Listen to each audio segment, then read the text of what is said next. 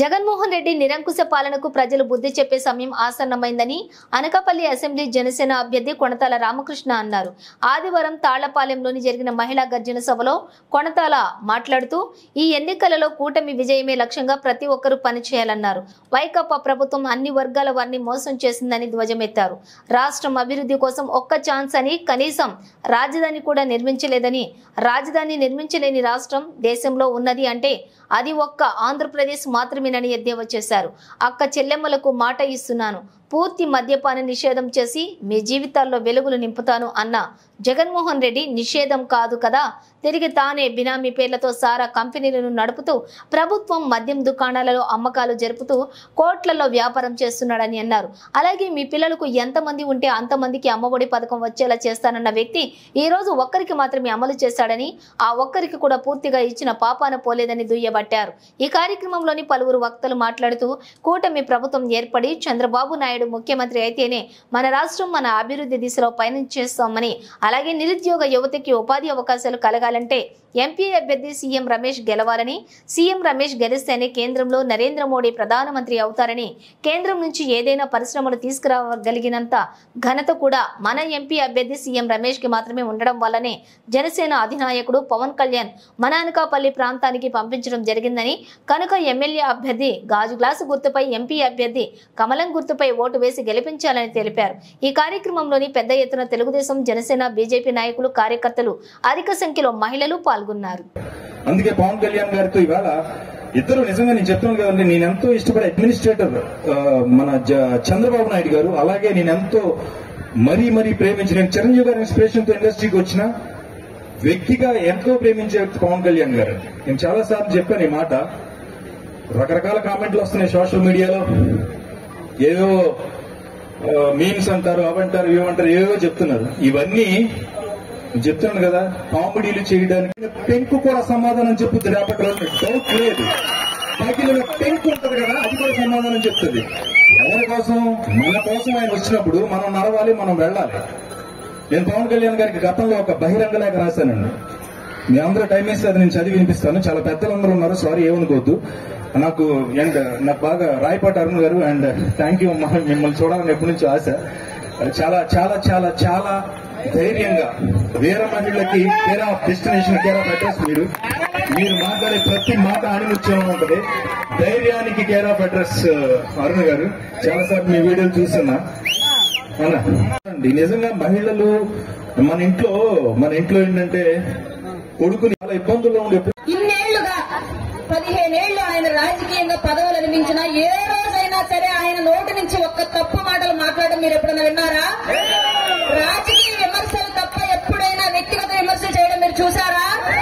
ఎవరైనా ఇంటి ముందుకు వెళ్ళి మాకు ఇది కావాలి అంటే అభివృద్ధి చేసే విధానమే తప్ప నేను డబ్బులు ఇస్తాను, నువ్వు ఓటేస్తాను, నీకు నేను ఎందుకు చేయాలి ఎప్పుడైనా అడగడం చూసారా?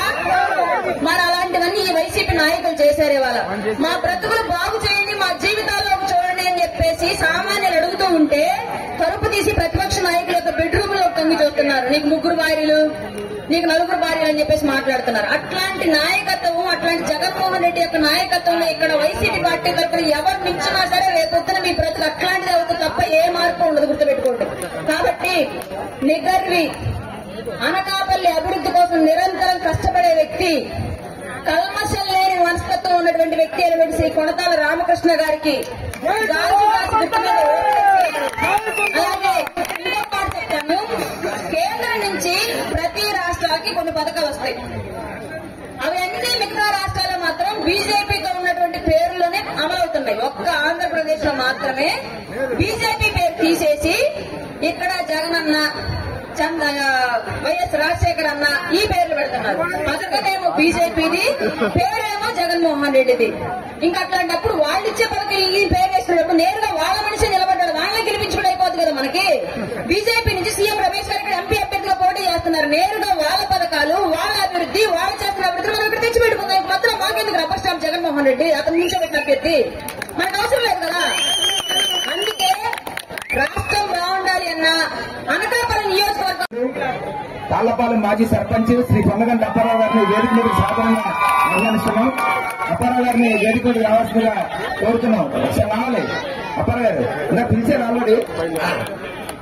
సీఎం రమేష్ గారు మాట్లాడుతుందిగా కోరుతున్నాను. మిత్రుడికి గెలిపించండి అన్నందుకు ఎంత తడిసిపోయి ఒక్కొక్కరు ఏం మాట్లాడుతున్నారో వారికి అర్థం కాదు. మీకు అర్థం ఉంటుంది.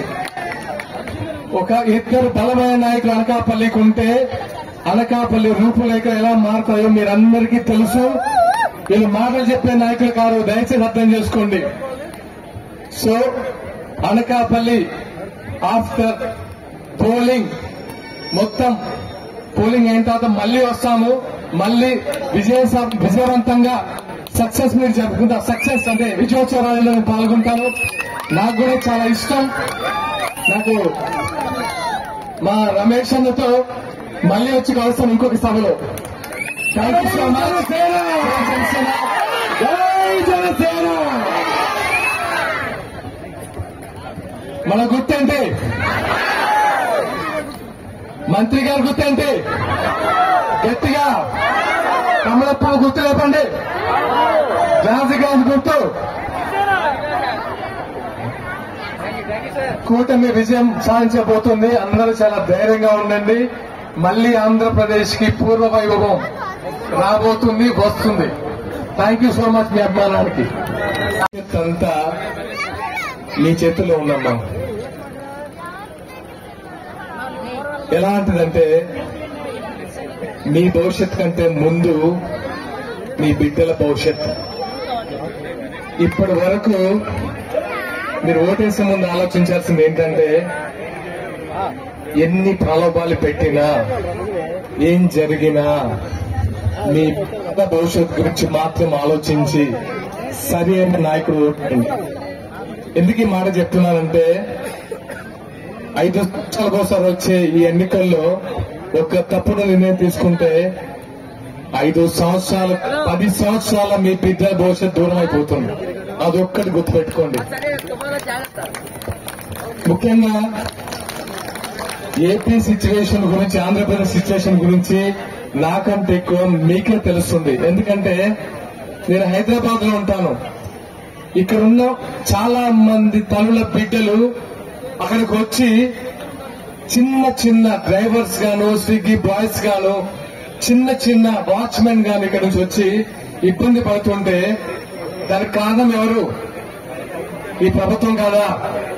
ఇక్కడ ఉపాధి అవకాశాలు లేకనే కదా. అలాంటిది మీ నిర్ణయం తీసుకునే ముందు ఒకసారి ఆలోచించండి.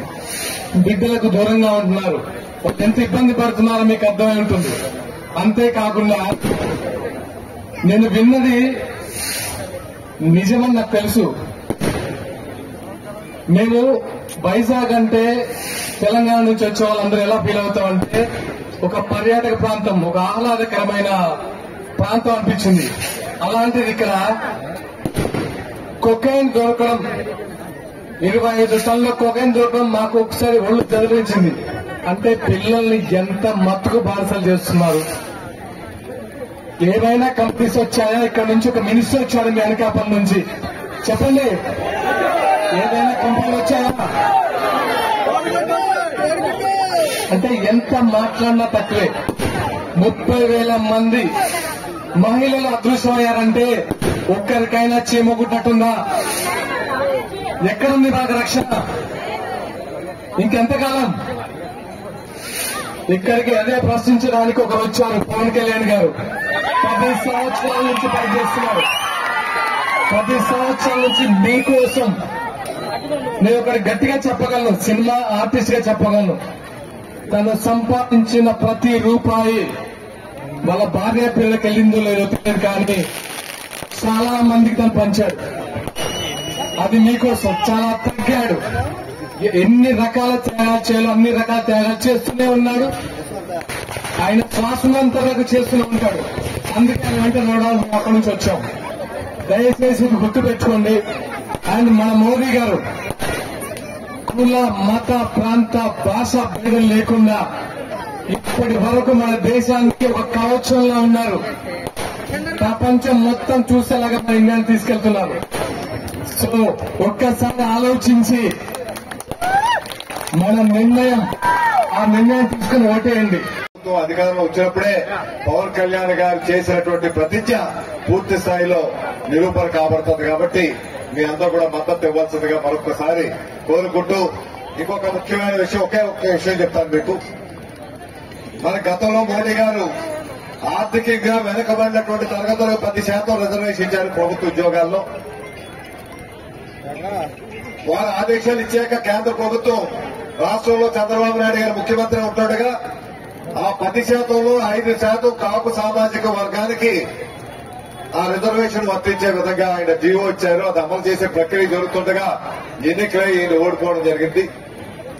ఈయన ఓటమి పాలయ్యాక ఇప్పుడు ఈ ముఖ్యమంత్రి గారు అధికారం వచ్చాక ఎందువల్ల 5% తీసివేశాడు అనేది ఏ ఒక్క ఎమ్మెల్యే అయినా ఏ ఒక్క మంత్రి అయినా ప్రశ్నించారో చెప్పండి. ఈ సామాజిక వర్గానికి సంబంధించినటువంటి ఒక ఎమ్మెల్యే గాని ఒక మంత్రి గాని ముఖ్యమంత్రి గారు మీరు చేస్తున్నది తప్పని ప్రశ్నించలేనటువంటి వ్యక్తులు ఈ రోజు ఏ ముఖం పెట్టుకొని మిమ్మల్ని ఓట్లు అడగడానికి వస్తారో ఒకసారి ఆలోచించండి. వీళ్ళ నైతిక విలువలు ఉన్నాయా? వీళ్ళు ఇచ్చిన మాట తప్పడమే కాకుండా మనల్ని మోసగించి అన్యాయం చేసి 5 సంవత్సరాల్లో రిజర్వేషన్ ఉంటే కొన్ని వేల మంది యువతకు ఉద్యోగ అవకాశాలు వచ్చుండేవి. ఈ రోజు మళ్లీ మన కూటమి ప్రభుత్వం అధికారంలోకి వస్తుంది. మళ్లీ ఈ కాపు సామాజిక వర్గానికి ఏవైతే మోడీ గారు ప్రవేశపెట్టారో ఆర్థికంగా వెనుకబడినటువంటి తరగతులు 10%, అందులో 5% మన కాపు సామాజిక వర్గ యువతకు ఉద్యోగ అవకాశాలు కల్పించే ఏర్పాటు చేయబడుతుందని మీ అందరికీ కూడా తెలియపరుస్తూ ఈ రోజు ఎవరు ఎక్కడ ఉండాలో వారి స్థానంలో ఉండాలి. అధికారంలో ఉండాల్సినటువంటి చంద్రబాబు నాయుడిని ఎక్కడ పెట్టారు? జైల్లో పెట్టారు. జైల్లో ఉన్నటువంటి వ్యక్తి ఎక్కడున్నాడు? సింహాసనం మీద ముఖ్యమంత్రి అయ్యాడు. ఈ రోజు మీ అందరూ కూడా ఆదరిస్తే జైల్లో ఉన్నటువంటి చంద్రబాబు నాయుడు గారు ఎక్కడ ఉంటారు? సింహాసనం మీద ముఖ్యమంత్రి అవుతారు. ఇప్పుడు ముఖ్యమంత్రిగా ఉన్న అతను ఎక్కడికి వెళ్తాడు? ఆఖరికి అక్కడే న్యాయం చేయగలుగుతాడు ఆయన. ప్రజల మధ్య న్యాయం చేయలేడు ఆయన. ఆయన న్యాయం చేసే స్థానం త్వరలోనే ప్రజలు ఇవ్వబోతా ఉన్నారు. కాబట్టి ఈ అవకాశం ఇచ్చిన మీ అందరికీ మరొకసారి హృదయపూర్వక అభినందనలు తెలియపరుస్తూ మన పార్లమెంట్ గుర్తు ఏంటంటే సీఎం రమేష్ గారిది కమలం. ఒక బ్యాలెట్ మీద కమలం పువ్వుకి గుర్తు వేయాలి. ఒక బ్యాలెట్ మీద గాజు గ్లాస్ ఉంటుంది. దానికి గాజు గ్లాస్ వేసి చంద్రబాబు నాయుడు గారిని ముఖ్యమంత్రి చేయాలి. కమలానికి ఓటు వేస్తే మనకి మోడీ గారు ప్రధానమంత్రి అవుతారు. మోడీ గారు ప్రధానమంత్రి అయి మన సీఎం రమేష్ గారు ఇక్కడ ఎంపీగా ఉంటారు. వారు ఎంపీగా ఉంటుండగా ఆయన ఇక్కడ ఎందుకు పెట్టారు? ఆయన మన పవన్ కళ్యాణ్ గారే ఏరు కోరి సీఎం రమేష్ గారిని అనకాపల్లిలో పోటీ చేయమని పెట్టారు. అంటే ఇక్కడ మనకు ఉన్నటువంటి స్టీల్ ప్లాంట్ ప్రైవేటీగా నవ్వుకుంటా రక్షించుకోవాలి. ఒక పోలవరం ప్రాజెక్టు పూర్తి చేసుకోవాలన్నా, ఒక రైల్వే జోన్ కావాలన్నా, ఒక ఉత్తరాంధ్ర సుజల సవంతి పూర్తి చేసుకోవాలన్నా మన మోడీ గారు సహకారం కావాలి. కాబట్టి సీఎం రమేష్ గారు అందుబాటులో ఉండి వారి తాలూకా పూర్తి విధంగా వారి సేవలు మన ప్రాంతానికి అందజేసి ఈ ప్రాంత సర్వతోముఖాభివృద్ధికి తోడ్పడతాననే ఉద్దేశంతోనే సీఎం రమేష్ గారిని ఇక్కడ పార్లమెంటు సభ్యులుగా పోటీకి నిలబెట్టే కారణం. వారు ఏ ఉద్దేశంతో పెట్టారో ఆ ఉద్దేశం నెరవేరే విధంగా మీ అందరూ కూడా కమలానికి గుర్తు ఓటు వేసి ఒకటి గ్లాసు ఆయన మద్దతు పలుకుతే ఈ రోజు మీ ముందు ఇంత ఇదిగా నిలబడుతున్నా. ఈ రోజు ఎక్కడ పోయినా కూడా అనకాపల్లిలో ప్రజలు బ్రహ్మరథం పడుతున్నారు ఈ కూటమి అభ్యర్థులు, ఎమ్మెల్యే అభ్యర్థులకి, పార్లమెంట్ అభ్యర్థిగా. అంతకన్నా నాకు అదృష్టం ఇంకేం లేదు. ఎందుకంటే ఈ రోజు ఎక్కడ చూసినా కూడా అనకాపల్లి హాట్ సీట్ అయిపోయింది ఆంధ్రప్రదేశ్ లో. నరేంద్ర మోడీ గారి ప్రతినిధిగా మీ ముందు చెప్తున్నా, ఇక్కడ డెవలప్మెంట్ చేసేదానికి మీరు ఈ 10 రోజులు కష్టపడి ఇక్కడ ఎంపీ అభ్యర్థిగా కమలం గుర్తుకు నాకు ఓటేసి, అలాగే ఎమ్మెల్యే అభ్యర్థిగా కొంటాల రామకృష్ణ గారి గాజు గ్లాస్ మీద గెలిపించండి. 5 సంవత్సరాలు మీకోసం నేను కష్టపడతా, ఇక్కడ అభివృద్ధి చేసి చూపిస్తానని చెప్పి తెలియజేస్తూ ఈ అవకాశం ఇచ్చిన పెద్దలకు ధన్యవాదాలు తెలుపుకుంటూ జై శ్రీరామ్, జై శ్రీరామ్. మన గుర్తు పార్లమెంట్ గుర్తు, అసెంబ్లీ గుర్తు. Thank you.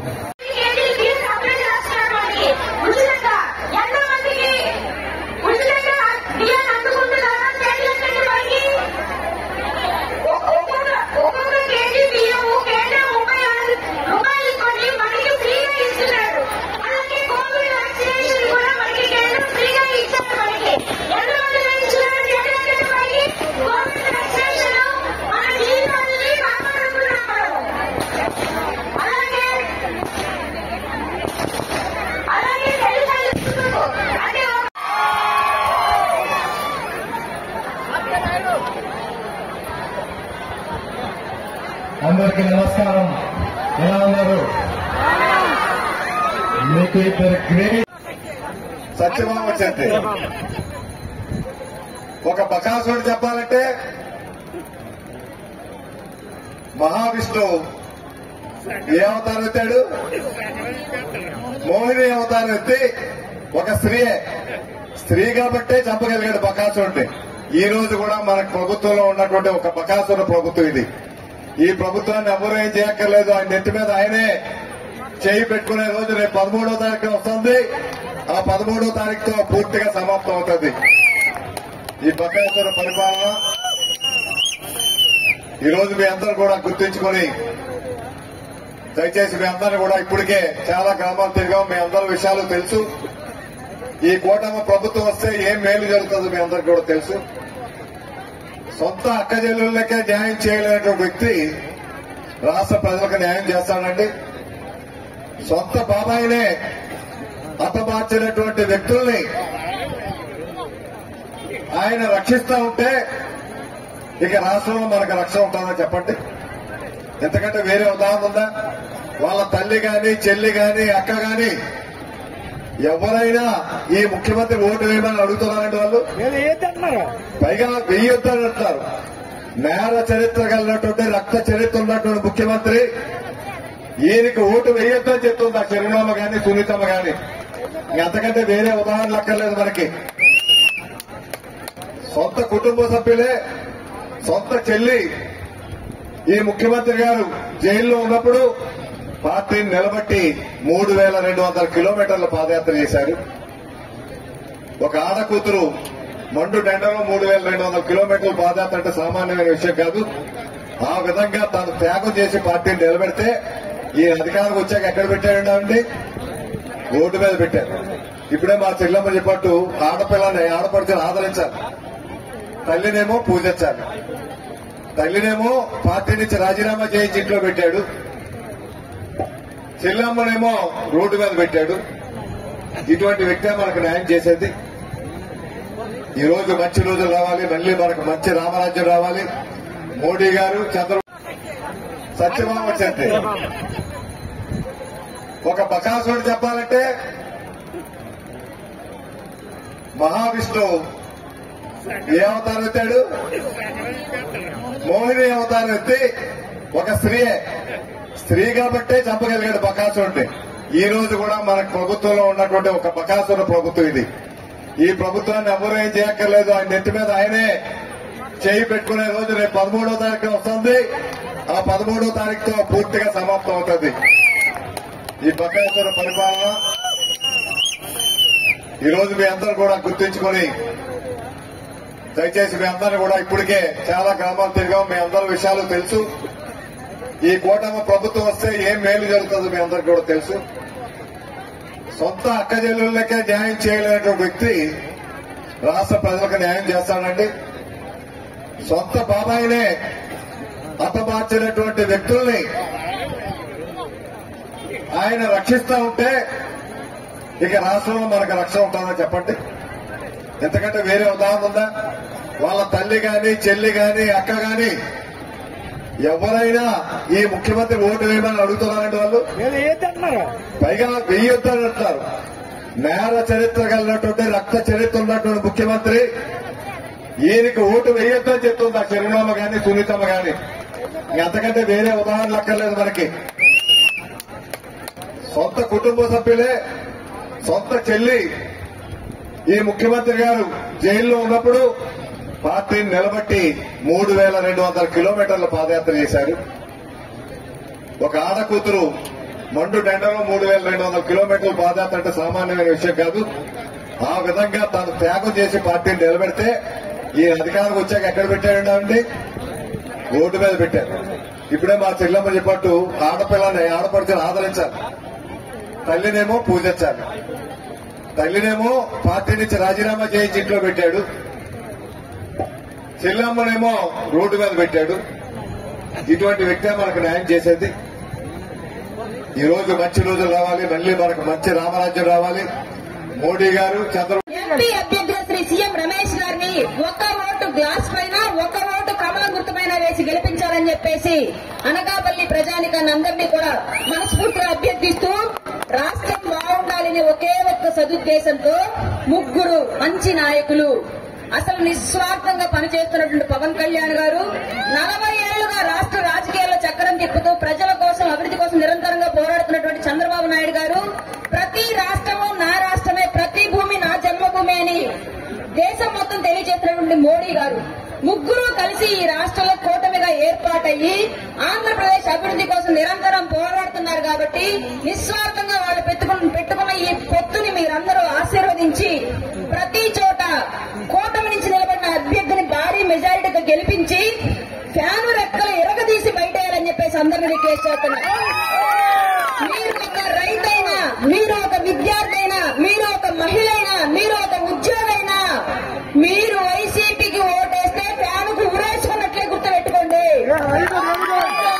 హత్యలు ఈ రాష్ట్రంలో జరగకూడదన్నా, ఆ ఫ్యాన్ చేసే హత్యలు ఈ రాష్ట్రంలో ఉండకూడదన్నా, దళితుల మీద దాడులు జరగకూడదన్నా, వాళ్ళ బాబాయ్ వాళ్ళు చంపుకున్నారండి, మనకెందుకయ్యా? మన దళితులను చంపారు, దాని గురించి మాట్లాడుకుందాం మనం. నేను మాట్లాడి దళితుల మీద జరిగే దాడులను ఆపాలి అన్నా, బీసీల మీద జరుగుతున్న దాడులను ఆపాలి అన్నా, మన నిధులను దోచేసి మన పొట్ట కొడుతున్నటువంటి జగన్మోహన్ రెడ్డిని ఈ రాష్ట్ర రాజకీయాల నుంచి దూరంగా తరిమేయాల్సిన బాధ్యత మనందరి మీద ఉంది, గుర్తుపెట్టుకోండి.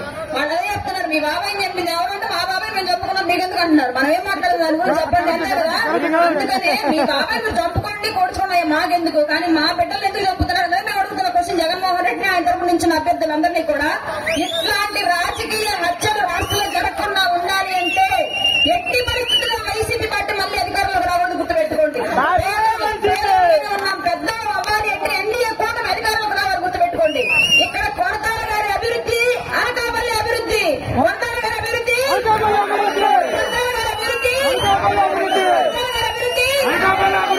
రమేష్ గారి అభివృద్ధి, Janasena party, BJP party, TDP party, NDA ఐక్యత, జనసేన, టీడీపీ, బీజేపీ. తాతదా సముద్రాల అయ్యదా? మనం ఎందుకు ప్రజలు అడుకోవాలి, డబ్బులు ఇస్తా? అట్లాగే గట్టిగా ఊపుగా ఉన్నారు అందరూ.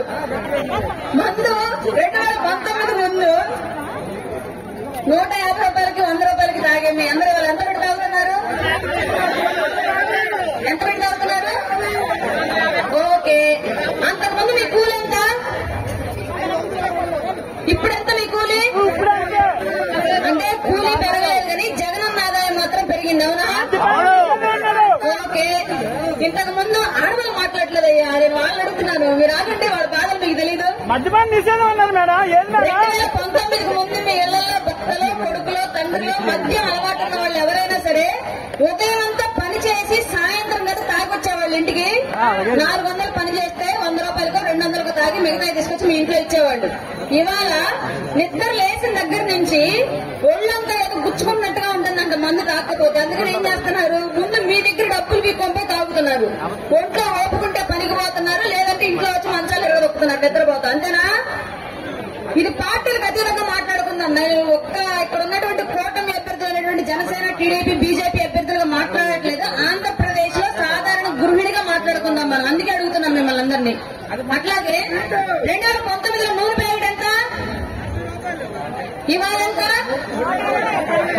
మీకెక్కడన్నా కూలీ పెరిగిందా?